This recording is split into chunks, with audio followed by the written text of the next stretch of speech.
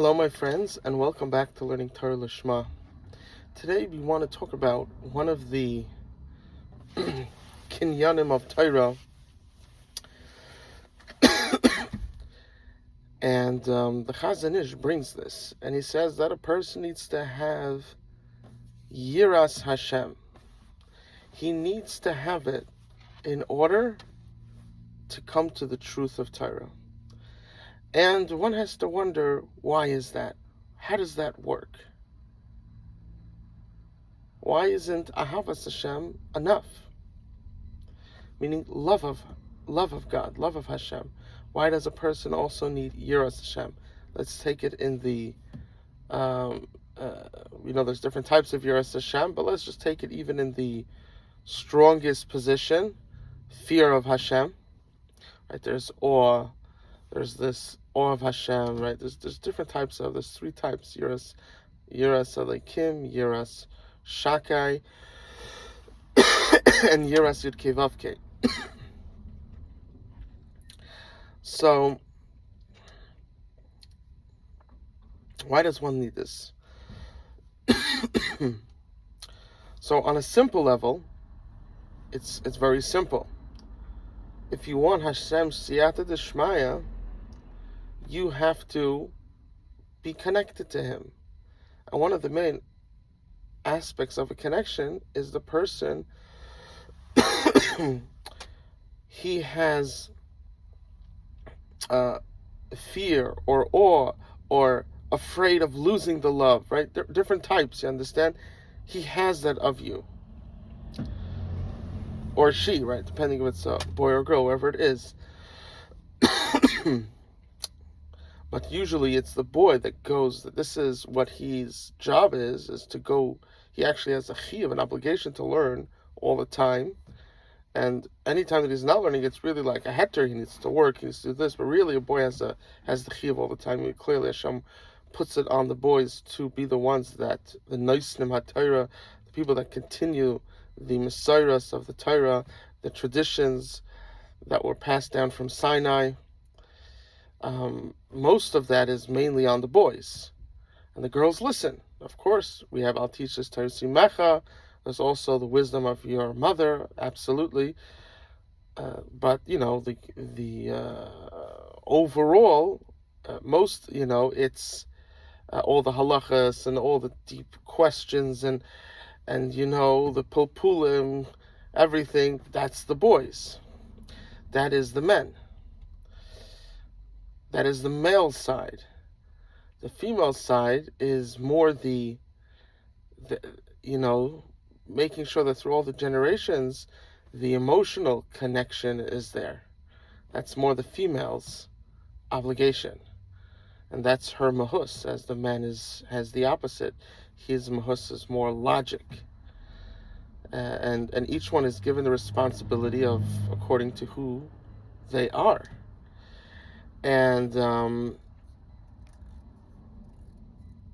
so now we understand this a bit more. So now the question is, we said, why do we need Yiras Hashem to be part of it?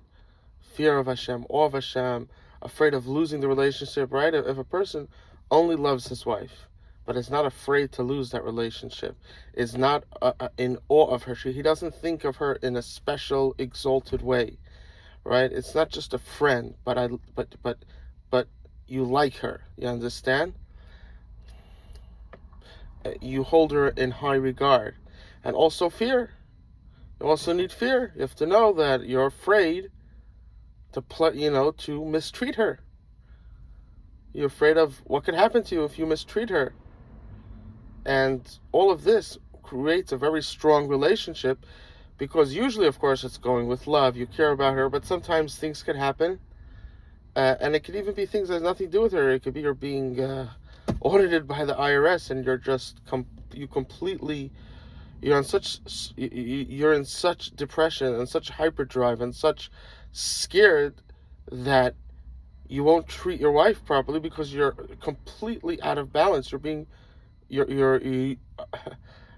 God forbid, this person is being petrified. But if he has fear, then that will help him to treat her, even in that hard situation, to treat her properly. Of course, vice versa. Either way, I'm just talking from the man's point of view. Now we're coming to learning, and the Chazon Ish says you need Yiras Hashem, and why is that? And the answer is so the first answer that we're giving now is that if you want Hashem's Siyata Shema, His divine assistance, to make sure that you come to the right conclusion, then in order to get that, you really need to be in sync with Him. And so part of being in sync is having Yiras Hashem. This is absolutely one of the main reasons why you need it, absolutely. But a little deeper.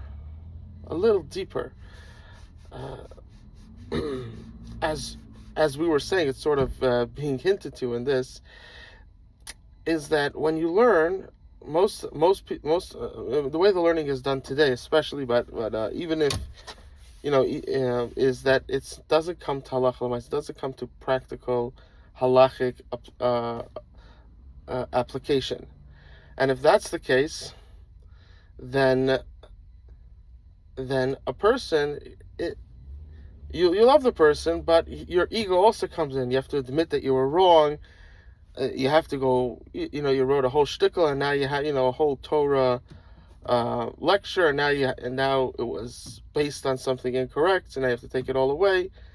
So a person could say, it's not coming to any physical, actual halachic ramifications. It's just all in the realm of handling, of pilpul.